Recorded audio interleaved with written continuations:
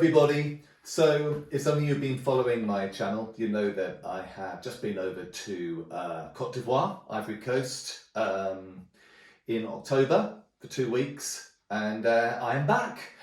I had, as you could probably imagine, I had an absolutely incredible time. So if you missed out on that, I've been staying at the amazing African griot Sidiki Dembele's compound.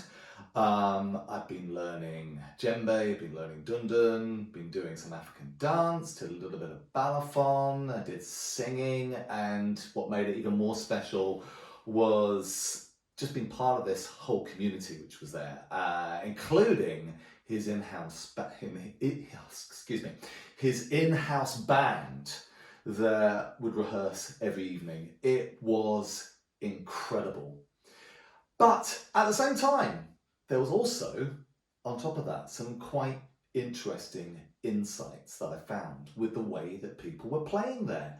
And so this video I'm doing is actually, well, it's going to talk a bit about the passport rhythm, the Djembe Populaire rhythm, with perhaps a few kind of discoveries I've made with that rhythm. And also, the rhythm's also about people's general approach with coordination.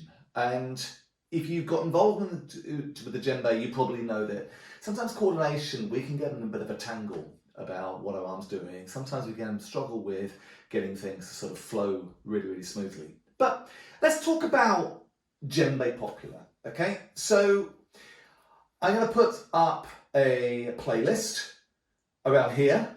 So you can see I've got a full kind of playlist on the Djembe Populaire. So take a look at that. It's got a sort of full breakdown of what the rhythm is about, the coordination, and I've got some practice rhythms going there as well. But this is about finding out a few sort of extra discoveries. In some ways, some things that I already knew. So first of all, stay with this video and I'll explain. If you know about Djembe Populaire, the passport rhythm, this is the kind of glue for a lot of these syncopated rhythms. It's the thing that holds us together. It's providing the pulse. It defines the swing. It is a really, really important djembe part. And the coordination is often considered really quite important. And it should be something like this.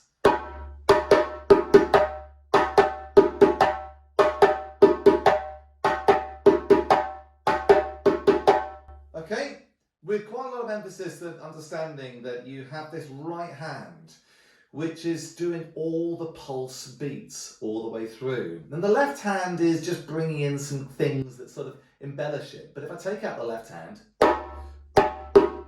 you have this all the time. Now, very often, what people do is their coordination changes when they play.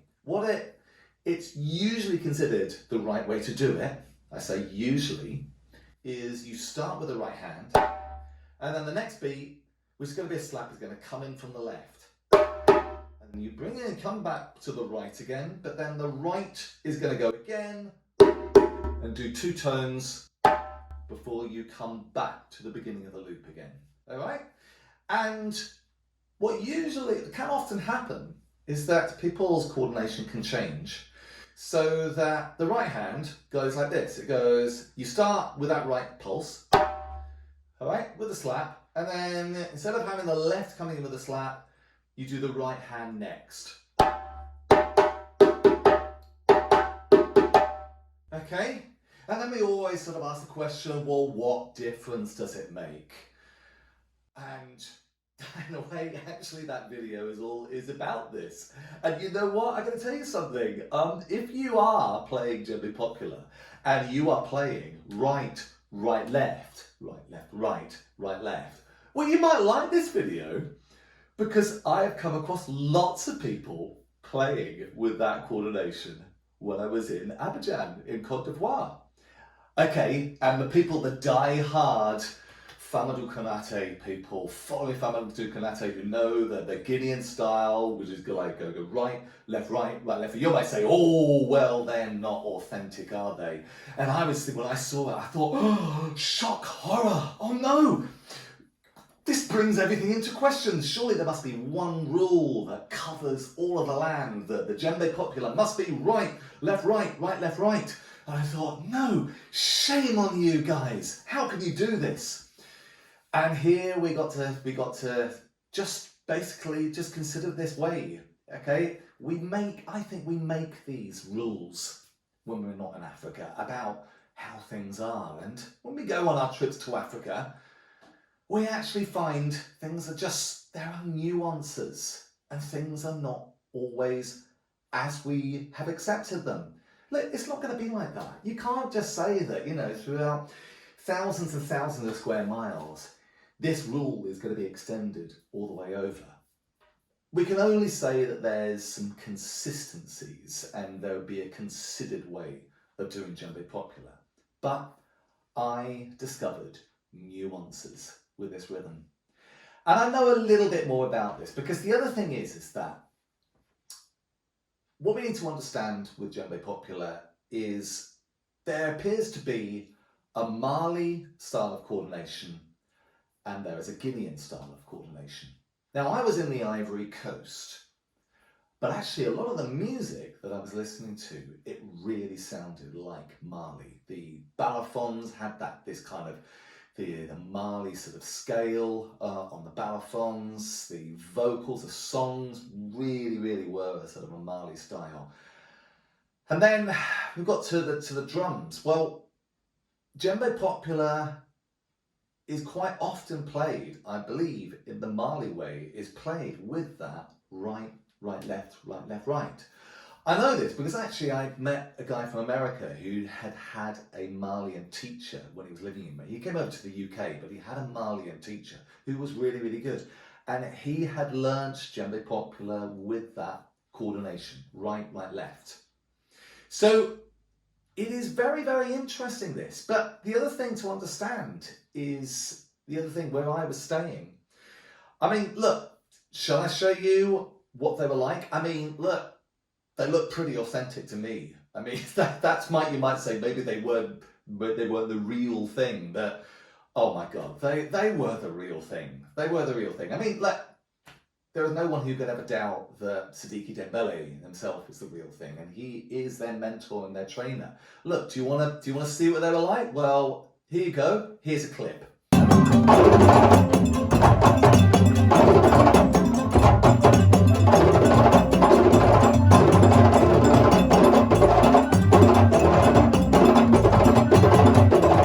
You got it? I mean, that looks pretty authentic to me. So let's just say that, you know, these are highly skilled African musicians, you know, ranging from the age of about 11 all the way up to 25. Then you have Sidiki as well. And let's just think a little bit about what I saw. So yes, I saw Djembe Populaire being played with what appears to be the Mali style. Right, left, right, left, right. Instead of Guinean, right, left, right, left, right, left, right. Okay, I saw that. But the other thing is I saw a very ambidextrous approach to the way of playing. And very quickly I realised that there was probably a good reason for people being pretty ambidextrous when they played. I mean, let's just say I felt like there was quite a loose approach to which hand was going to do which. And I'll tell you why. Because one of the days I experienced what I'd probably call Ivorian tempo. I believe that there is a very fast tempo that's often applied in Ivorian African drumming. That's not to say you will get fast tempo in Mali, you'll get fast tempo in Guinea, but you do see quite a lot of videos where perhaps the tempo in Guinea is just calmed down a little bit. If you've ever seen any of the videos by the amazing Kubanan Konde, you'll know that sort of old master's tempo. And that stuff, honestly, it is beautiful. But at the same time, when I was doing dance there, and one day I had a sore foot, so I decided I wasn't going to dance, and I thought I'd join the gang and we'd do the djembe. But dancers, as you know, probably some of you know, they love tempo. And the last 15 minutes of the dance classes, they really, really pick it up.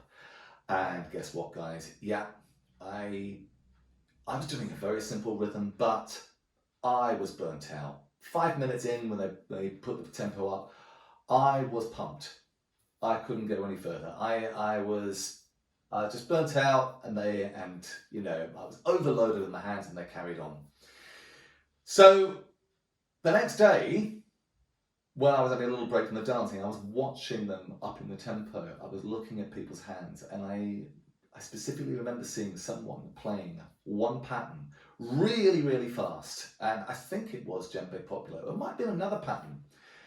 But you know what I saw? I saw their coordination change without any blip or any kind of, cut in what they're doing. They just easily switch their coordination without there being any blip in the rhythm at all. And it seems really obvious is, that ambidextrous feel is so that you just have more flexibility, and you can adapt if you're getting overloaded with something, which is going to happen with Djembe Populaire if you're going at a certain speed, because there is this driving right hand setting the pulse. But you can have alternatives when it gets to that speed, and that's what I started seeing. I started seeing, first of all, the technique that people are applying when they're going fast is not so much power to go light, but you could see just right in front of you the coordination of people being loosely applied and being changed.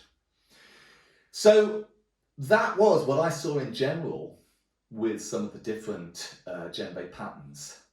But I saw consistently this Mali style of being applied with Djembe Populaire.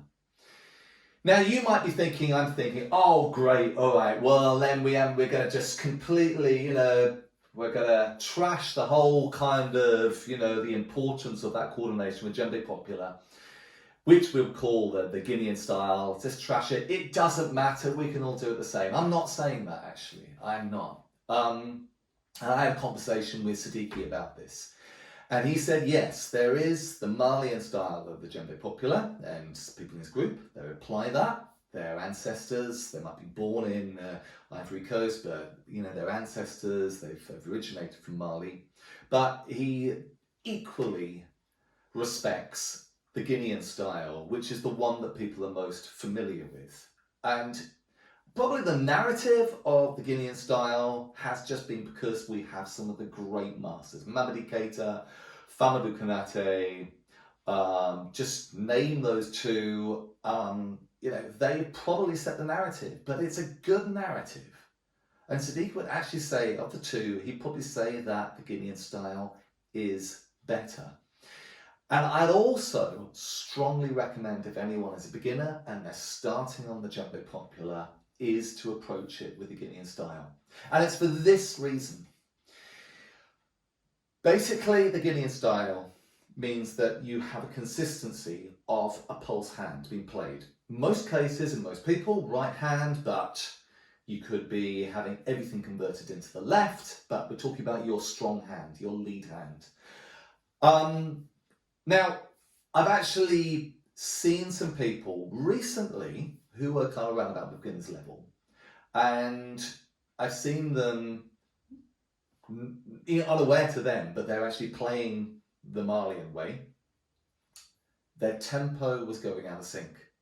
And I think it was probably because the hand which has been set in the pulse is switching from one to the other. Okay, if you're doing the Mali way, it's not just going to be the lead hand which is going to make the pulse beats, but one of them is going to be played by the left. And just that switch over is probably going to end up having an effect on the tempo. And I did actually see that this person I was watching, they were starting to speed up.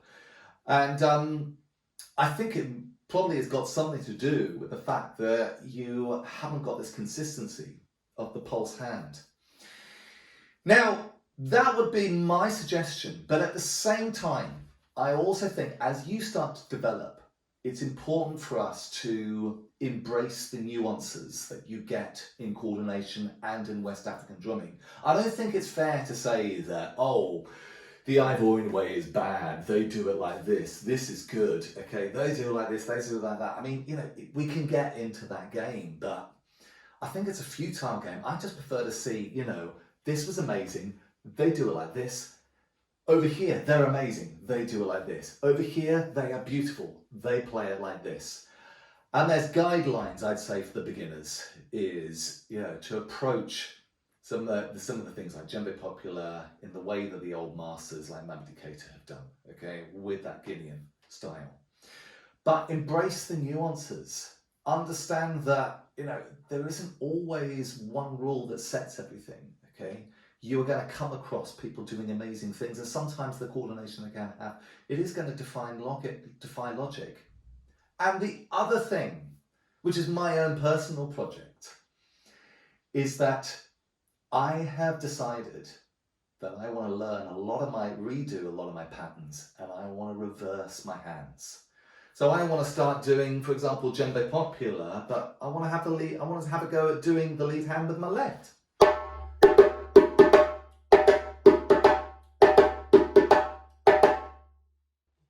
Doing it like that. And for me, what I really like about that is that, I mean, I just feel sometimes I just do so much with my right hand, and I don't feel it serves me always. And, you know, when I'm starting to develop and start to intuitively start to solo and improvise, I want there to be other possibilities, other ways where I can coordinate, where I'm broadening things. So I also really strongly suggest for people who are starting to get good and get better is to practice those things. It doesn't mean that when you go in, you've got to subtly get, oh, well, which one am I going to do? You will intuitively probably go for the strong hand, but I think there's nothing wrong with reversing things. In fact, when I was learning some of the solo stuff in the Ivory Coast, I was trying to reverse and try and do it one way and then the other way when we were doing all these solo licks, and I think it just sort of freed me up. And the other thing is, very often you can get really, I think, a bit tied up with coordination. And I really strongly think that in some ways the most important thing that you can really be following is to vocalize the rhythms. When you vocalize, you internalize the rhythm, you internalize the swing, and you internalize the feel. And I also think when you're doing that, when you really have got it and you've really got the sort of vocal vocabulary, then you find there's an intuition that happens with your coordination. It might not be the same as the teacher, but you'll find something that will work. So that is my tuppence worth on Djembe Populaire and embracing the nuances of African djembe patterns. I hope you've enjoyed it. Please let me know your thoughts, because you see, I am looking at this in terms of my personal experience. I'm wanting this video to be a way of sort of raising questions. So, you know, there are incredible experts out there who I'm looking on as my kind of mentor. I'll give you one example. There's these amazing guys, Djembe videos. They've got lots of things. They are incredible. They are really approachable. They are my guide and my mentor. I'm sure if they come across this, they could also bring some insights to this as well. But, you know, let's interact. Talk to me about this. Leave your thoughts and comments if you're an experienced djembe player. But also, please share this, pass it on, recommend it to others, and if you haven't already done, subscribe to my page. I've got lots of other good stuff on its way. Thank you for now, guys. See you later.